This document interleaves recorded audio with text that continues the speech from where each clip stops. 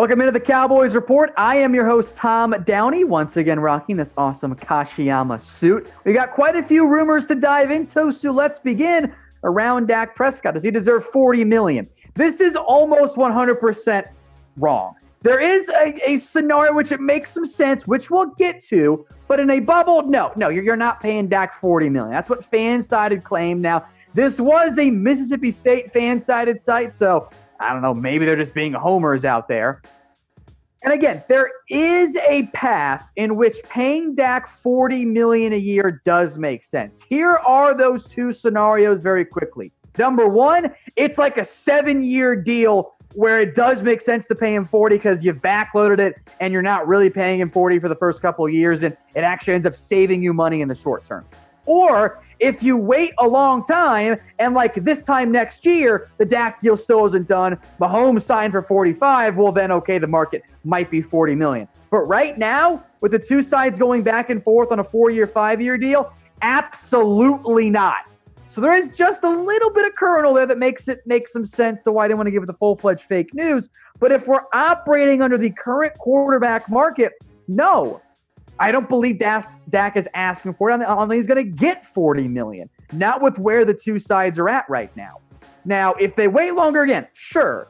Could Dak come in as the highest paid quarterback? Yeah, I think that does make some sense because you're not just negotiating against the Jared Goff, against the Russell Wilson deals. Dak's camp, because they're not stupid, they are also acutely aware of the fact that in a year, the quarterback market's going to be reset again. Mahomes is going to blow it out of the water. Deshaun Watson won't be that far behind him in terms of average per year money. So again, I am not paying Dak Prescott $40 million. I made that clear, right? Okay, just making sure that's where we're at. So don't freak out that I gave it the 1 star. It's that maybe down the road you could go that route. And frankly, the back end of his deal might be approaching 40 anyway, just with the way you structure it.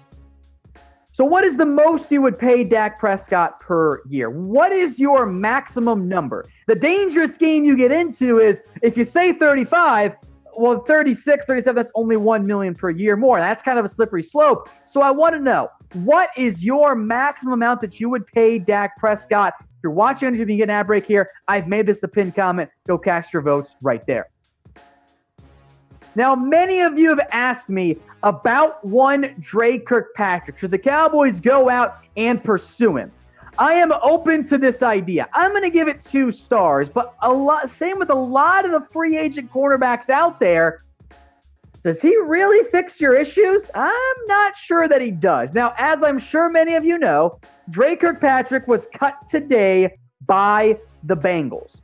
He's soon to be 31 years old. The reality is for Dre Kirkpatrick, I say this as somebody from Cincinnati, and my entire family, most of it are Bengals fans. He on the decline, guys. He ain't the same guy he was back maybe in 2016, probably not 2017 either, frankly. The Cowboys need a number 1 corner. That simply is not Dre Kirkpatrick. So, we can act like they forgot about Dre from that perspective. Now, if he's cheap, okay, I'm down. If he signs a 1-year, $1 million deal, yeah, bring him on in. That's why it's the 2 stars there. But Dre Kirkpatrick doesn't fix your cornerback issue. We can compare him over the past 2 years to one Chidobe Awuzie, who many of you do not like. And look, I get it. I understand why. Now, Chido has played more games. Dre's got injury issues. Please make note of that one. So the yards are way higher because he's just been more involved there. The yards per snap, the pass breakups, the touchdowns involved, it's actually not all that different for Awuzie and for Dre Kirkpatrick. And you could almost really double some snaps involved there. It's interesting. It's fascinating. So from that perspective, the coverage stats, yeah, I think you give the edge to Dre, but it doesn't fix your biggest issue. You don't need bodies at corner. If you did, I'd be all aboard Dre Kirkpatrick. What you need, though, is a number 1. I don't want Chido in that role. We'll talk more about him later on in the show. But I have zero desire to say, oh, we signed Dre Kirkpatrick, now we're good at corner. That's not how it works. You want to bring him in on a cheap 1-year deal? I'll pretty much always say yes to those guys. But Kirkpatrick doesn't fix your cornerback issue. It doesn't mean you don't want to try and find the number 1 corner in the NFL draft. It's another body when, frankly, I've kind of got enough of those right now. So you guys cast your votes if you want him. Y for yes, N for no. Just remember, Dre Kirkpatrick, not really the guy that he was in his prime anymore. Now, as mentioned, today's show is brought to you by Kashiyama, the Smart Tailor. You can go check them out, Kashiyama1927.com. That is Kashiyama1927.com. You can get fitted with your master stylist. They will get you the perfectly fitted suit. It takes 10 days, by the way, once you reach the house, and again, they get you fitted. 10 days delivery. That is it. It is Kashiyama1927.com. All these suits, by the way, they start at $300. That is the same price you'll get for a far lesser quality suit at one of the major men's chains out there. So instead, spend the same amount of money, get a higher quality suit that fits way better at Kashiyama1927.com. Let's continue along with some cornerback discussion here about drafting Trevon Diggs in round one. Yeah, I'm okay with this. I just am not convinced this is the best route to go. So I'm actually going to give it just the 1 star here for the Dallas Cowboys and for Diggs. It wouldn't be the worst pick ever, but I think you could do better. Now, Patrick Walker, friend of the show, by the way, he picked Diggs in CBS little round table type of mock draft. It does fill a need at corner. My issue with this pick, you passed on K'Lavon Chaisson and Javon Kinlaw. I know that corner's probably a bigger need. I'll take 2 guys on day 2, and I'll take Kinlaw or Chaisson long term because I'm getting a better player. You do want to address your needs, but it's not like you don't need defensive line help as well. That's significant for me. Now, Diggs' numbers last year were pretty good. Now, the scheme, I think he fit really well. He would have fit great under Chris Rudd. I still think he fits, though, for this new Cowboys scheme. In terms of what I think they're going to run, I think you might see more quarters coverage next year. But my issue with Diggs is that I got speed concerns. There are some moments on tape, even if he wasn't targeted, where Diggs just didn't have a good coverage rep. And that's the case for all these guys. But I think there are some reasonable concerns about Diggs' ability to hang man-to-man with a lot of receivers in the NFL. That knocks him down, at least in my eyes. Now, we'll talk about Diggs more in depth and really all the draft prospects out there. There are going to be Cowboys draft videos pretty much every single day here on the Cowboys Report because it's draft season, baby. It's almost here. You could have checked out my most recent mock draft. I know a lot of you guys did. That went up on the channel yesterday. It is still there. Go check it out. Heck, I'll even link it for you guys in the description of this video. But I promise you this, nobody out there around the Cowboys on YouTube is going to cover the draft more than we will right here at Chat Sports. Let's go to the defensive line now. No pay cut for Tyrone Crawford. We kind of mentioned this, earlier on this week. It was Sunday. I don't know. All the days blend together. So it's still 3 stars. But Mike Fisher brought up a really good point that I had not thought of before, and I thought it was worth telling you guys about. We know the report. The Cowboys don't plan on approaching Crawford about a pay cut. That came out of the Dallas Morning News.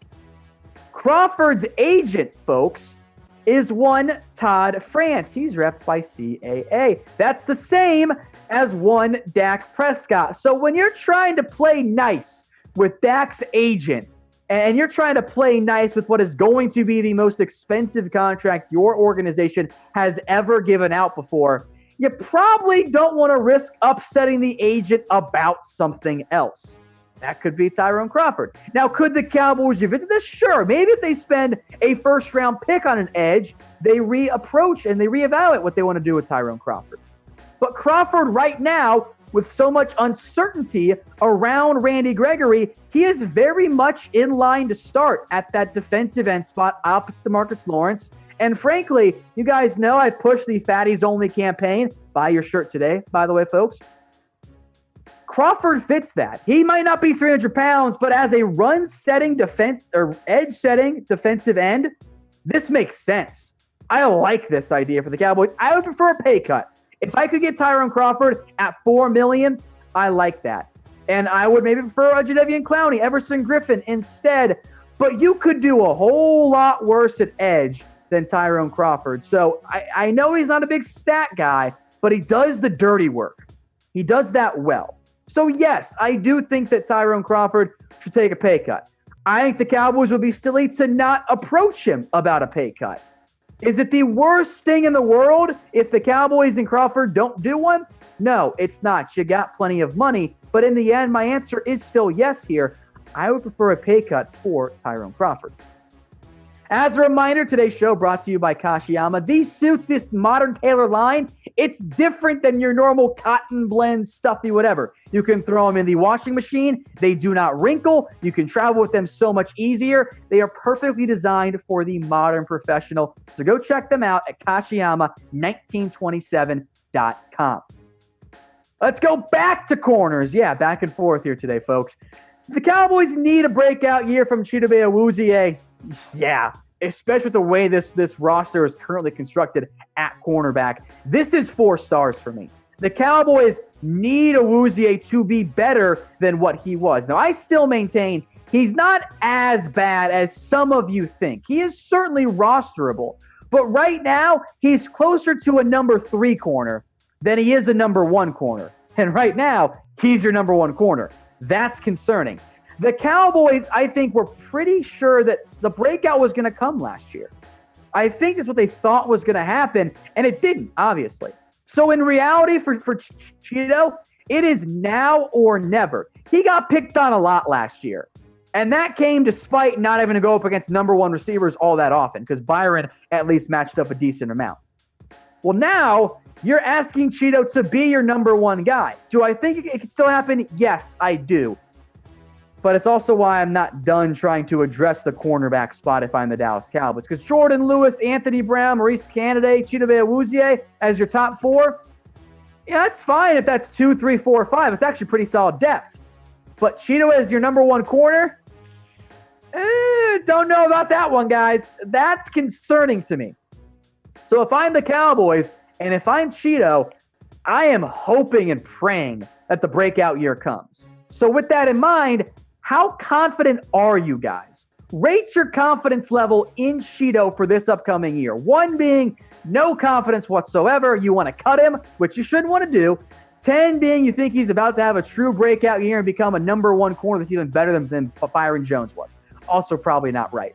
If it's a low number, guys, I don't blame you. He hasn't done enough to really justify a high level of confidence so far.